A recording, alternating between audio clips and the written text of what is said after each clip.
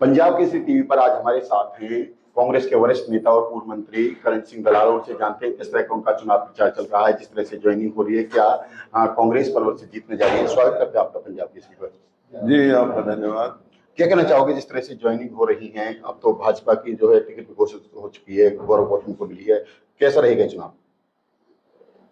देखिए, जो आज हरियाणा के अंदर समस्त समाज, सभी बिरादरी, सभी वर्ग बीजेपी के कुशासन से बहुत ज्यादा दुखी हैं, मायूस हैं। इसलिए हरियाणा में 36 बिरादरी के लोगों ने ये मन बना लिया है कि इस विधानसभा के चुनाव में बीजेपी को सत्ता से चलता करने का काम करेंगे और कांग्रेस की सत्ता हरियाणा में बने, उसके लिए हमारी पार्टी से ज्यादा हरियाणा के 36 बिरादरी के लोग ज्यादा प्रयास कर रहे हैं और कांग्रेस को विधानसभा का चुनाव जिताना चाहते हैं। जिस तरह से ज्वाइनिंग लगातार हो चुकी है, जनता के को लग रहा है कि सरकार आने वाली है। लगातार जिस तरह से पहले पार्षद ज्वाइन हुए, आम जनता आ रही है, महिलाओं ने भी ज्वाइनिंग करी, आने वाले दिनों में और भी लोग ज्वाइन कर सकते हैं कांग्रेस। हाँ जी, रोज ज्वाइनिंग का जो सिलसिला चल रहा है उसमें हमें बहुत अच्छा लगता है कि लोग हमारे ऊपर भरोसा कर रहे हैं, विश्वास कर रहे हैं और ज्वाइनिंग का सिलसिला अभी और ज्यादा चलेगा। और पलवल में आप देख रहे हैं कि जो पलवल शहर की बदहाली है, चारों तरफ पानी खड़ा है, न सफाई होती है, जाम लगे रहते हैं। तो लोग हर नगर पालिका में, नगर परिषद में भ्रष्टाचार है, थानों में भ्रष्टाचार है, तहसीलदार डीसी ऑफिस में भ्रष्टाचार है, प्रॉपर्टी आईडी की भ्रष्टाचार की बातें हैं। तो हरियाणा के अंदर अब पलवल में इस वक्त सबसे तेज आंधी जो बीजेपी के खिलाफ चली हुई है और यहाँ पलवल विधानसभा चुनाव क्षेत्र में ये मेरा 8वां चुनाव है, लेकिन जितना उत्साह मैं अब की दफा देख रहा हूँ, इतना उत्साह चुनाव के अंदर मैंने कभी नहीं देखा। हम बात करेंगे, कांग्रेस की सूची अभी आएगी, भाजपा की सूची आ गई है, गौरव गौतम को पलवल से मिला, कैसा रहेगा ये चुनाव? कांग्रेस कब तक घोषित करेगी पहली सूची अपनी? हमारी जो सूची है वो कल के लिए संभावित है।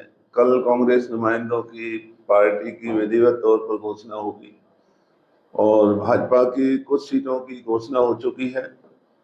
तो अब चुनाव तो जैसा मैंने कहा कि हमारे पार्टी से ज्यादा हरियाणा के 36 बिरादरी के लोग बीजेपी के कुशासन से तंग हैं। हमारी पार्टी से ज्यादा पलवल विधानसभा चुनाव क्षेत्र के लोग बीजेपी के खिलाफ चुनाव लड़ने को लगे हुए हैं। जिस तरह से मौजूदा विधायक दीपक मुला का टिकट काटा है, क्या लगता नहीं गौरव गौतम टिकट दिया, नुकसान होगा इससे भाजपा का? नहीं, देखिए, ये उनकी पार्टी का फैसला है। उन्होंने गौरव गौतम जी को जो टिकट दिया है, तो हमारा तो वो छोटे भाई की तरह है और हमारी शुभकामनाएं हैं उसके लिए। लेकिन अब पार्टी का टिकट देना ही पार्टी का काम होता है।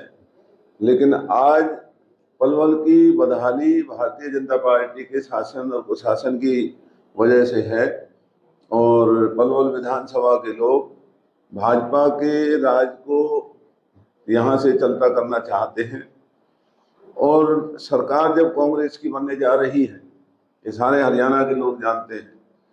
तो अब भाजपा के जो नेता हैं वो किस मुंह से लोगों को ये कहेंगे जब वो अपने राज में ही कोई काम नहीं कर पाए, तो अब तो उनका राज में नहीं आना है, वो जनता का क्या भला कर सकेंगे। तो बीजेपी का हरियाणा से जाना तय है। कांग्रेस का राज हरियाणा में बनने जा रहा है और पलवल विधानसभा में कांग्रेस की बहुत बड़ी बहुमत से जीत होने जा रही है। पलवल जिले में कितनी सीटें जीतेगी कांग्रेस, क्या लगता है? पहले पिछली बार तीनों भाजपा की सीटें थी। हमारे पूरे दोनों जिलों में सारी की सारी सीटें कांग्रेस जीतने की स्थिति में है और यही हालत फरीदाबाद में है, यही पलवल में है कि बीजेपी प्रशासन ने लोगों को बहुत ज्यादा परेशान किया है, भ्रष्टाचार का बोलबाला रहा है, कहीं कोई तरक्की का काम नहीं हुआ, बच्चों को रोजगार नहीं मिला है, किसान, मजदूर, कमेरा वर्ग, कर्मचारी, दुकानदार सब दुखी। आप अपनी हर जनसभाओं में ये वादा कर रही हैं कि जो है पलवल का विकास गुरुग्राम और नोएडा की जिले की तर्ज पे किया जाएगा। आरोप ये लगाते हैं कि भाजपा ने पलवल शहर को गांव जैसा बना दिया है, किस तरह से विकास कर पाएंगे आप? जो हमने पलवल को जिला बनाया और भाजपा ने पलवल को हम पलवल को गुड़गांव की तर्ज पर विकसित करना चाहते थे लेकिन बीजेपी ने 10 साल के इस राज में पलवल को गांव बना दिया। हमारा फिर से यही संकल्प है कि हम पलवल को गुड़गांव और नोएडा की तर्ज पर विकसित करेंगे और उसके लिए सबसे पहला काम करेंगे पलवल को जाम मुक्त करना। पलवल में लगने वाले टोल, नाजायज टोल हैं, उनसे राहत दिलवाना। पलवल में जो सड़कों पर पानी खड़ा होता है, गलियों में गंदगी पड़ी रहती है, उससे लोगों को निजात दिलाना। और सबसे ज्यादा जो बिजली पानी की किल्लत शहर में रहती है उसको ठीक करना। हम यहाँ आईटी से जुड़े जो आयाम हैं उन्हें लाना चाहते हैं, स्टेडियम बनाना चाहते हैं, ट्रांसपोर्ट नगर अलग बसाना चाहते हैं, वीटा मिल्क प्लांट यहाँ बनाना चाहते हैं, पलवल के पीछे से बाईपास बनाने का हमारा संकल्प है। और नोएडा और गुड़गांव की तर्ज पर आप देखेंगे कि यहाँ दुनिया के जितने भी बड़े बड़े जो नॉन पॉल्यूटिंग इंडस्ट्रीज है वो यहाँ आएंगी, यहाँ जो ट्रेडिंग के बड़े बड़े काम है वो यहाँ आएंगे। नई सब्जी मंडी, नई फल मंडी बनाने की जरूरत है। तो पलवल में चारों तरफ जो विकास होगा तो आपको एक नया पलवल गुड़गांव नोएडा की तर्ज पर हम बनाने का जो हमारा संकल्प है उसे पूरा करेंगे। जिस तरह से सूची कांग्रेस जारी करने में देरी कर रही है, क्या अभी भी हुड्डा ग्रुप और सेल्जो ग्रुप में कहीं खींचतान है जिसको देरी हो रही है? विपक्ष के नेता जो आरोप लगा रहे हैं इस तरह के, ये खींचतान केवल टिकटों के बंटने तक है। जब टिकटें बढ़ जाएंगी तो उसके बाद सब मिलकर के कांग्रेस पार्टी को मजबूत करने का काम करेंगे। पंजाब की इसी बात करेंगे। जी थैंक यू, धन्यवाद। ये थे हमारे साथ पूर्व मंत्री करण सिंह दलाल, जिनका कहना है कि निश्चित तौर पर पलवल विधानसभा से उनकी जीत होने वाली है और प्रदेश में कांग्रेस की सरकार बनने जा रही है। कांग्रेस की सरकार बनने पर पलवल जिले का विकास किया जाएगा और जो है पलवल जिले का विकास गुरुग्राम और नोएडा की तर्ज पर होगा। साथ उन्होंने ये भी कहा है कि जो है प्रदेश में भी जो है कांग्रेस की सरकार बन रही है और जो है गुटबाजी कोई नहीं, टिकटॉक का मामला एक दो दिन में हो सकता है, कल भी टिकटॉक की घोषणा हो जाए पहली सूची की। पलवल से दिनेश कुमार, पंजाब केसरी। हमसे जुड़े रहने के लिए हमारे YouTube चैनल को सब्सक्राइब करें और नई वीडियो की नोटिफिकेशन के लिए बेल आइकॉन को दबाएं।